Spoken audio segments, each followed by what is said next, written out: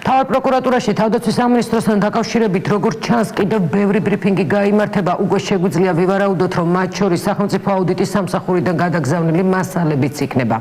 ამ მასალებსაც საიდუმლო გრიფი ადევს და შესყიდვებს ეხება. ირაკლი ალასანიასა და გიორგი ბადაშვილის უწყებას შორის დაწყებული ღია ომი კარგა ხანია გასცდა სამართლებრივ ჩარჩოებს.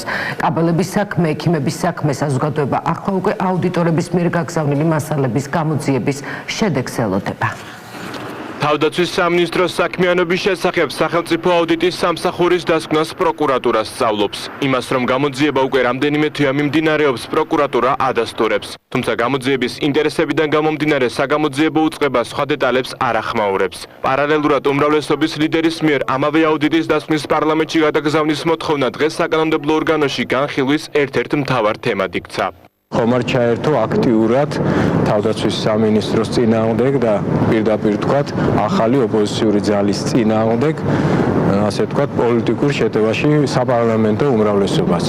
უმრავლესობის აუდიტის მასალებით დაინტერესება კითხვებს უჩენს ირაკლი ალასანიას გუნდის ახლად შეძენილ წევრს შალვა შავგულიძეს. თუმცა ამაში პრობლემას ვერ ხედავს ადამიანის უფლებათა დაცვის კომიტეტის თავმჯდომარე ეკა ბესელია. ხომ ყველა არის დაინტერესებული, რომ ბოლომდე იყოს გარკვეული რა ხდება იმ სისხლისამართლის საქმეებთან დაკავშირებით, იმ მასალებთან დაკავშირებით, რომელიც ეხება ტენდერების ჩატარების კანონიერებას და მე ვფიქრობ, რომ ყველას ინტერესში შედის ის, რომ ობიექტურად იყოს დანახული სურათი. საკითხის განხილვა დღეს პარლამენტის კედლებსაც გასცდა. აუდიტის სამსახურის მიერ თავდაცვის სამინისტროს საქმიანობის შესწავლასთან დაკავშირებით კომენტარი იუსტიციის მინისტრმა გააკეთა.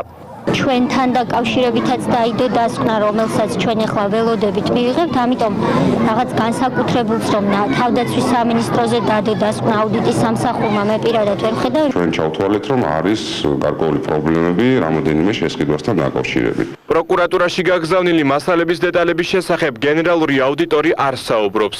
ლაშა თორდია ამბობს, რომ მასალებს თავდაცვის სამინისტროს მოთხოვნით გრიფით საიდუმლო დაედო. მისი თქმით, ამავე უწყებიდან მოდიოდა ინიციატივაც 2013 წელს სამინისტროში შემოწმება დაწყებულიყო. წელიწადი და 4 თვეა ვამოწმით თავდაცვის სამინისტროს. არის გარკვეული მასალები, მათ შორის 2012 წელზეც, 2011 წელზეც, 2013 წელზეც. პროკურატურაში არის გაგზავნილი, მაგრამ ეს დღეს კი არ გაიგზავნა, ან გუშინ, ან წელიწადი და 4 თვის მანძილზე ეს მასალები ეტაპობრივად იგზავნებოდა თავად პროკურატურაში. მაშინ, როდესაც ჩვენი აუდიტორები ნახულობდნენ, რომ რომელიღაც შესყიდვაში იყო, თქვათ, რაღაც დანიშნულის ნიშნები. აუდიტის სამსახურის თავდაცვის სამინისტროში შესვლის ინიციატორი რომ თავად იყო, ამას ყოფილი მინისტრიც ადასტურებს. ირაკლი ალასანია არც იმის წინააღმდეგია, რომ მომზადებული დასკვნა პარლამენტმა განიხილოს.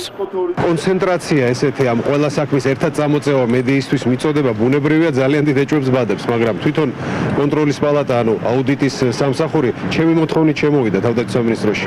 ეს არის ნორმალური პროცესი, როდესაც შენ სისტემურ პრობლემებს, რომელიც სისტემაში იყო მანამდე, ვიდრე ჩვენ მოვდიოდით, გამოვასწოროთ და ეს მუშაობა მიმდინარეობდა, მე არ ვიცი უკვე დაასრულეს თუ არა. ძალიან კარგია, რომ ღიად განხილვა იქნება პარლამენტში.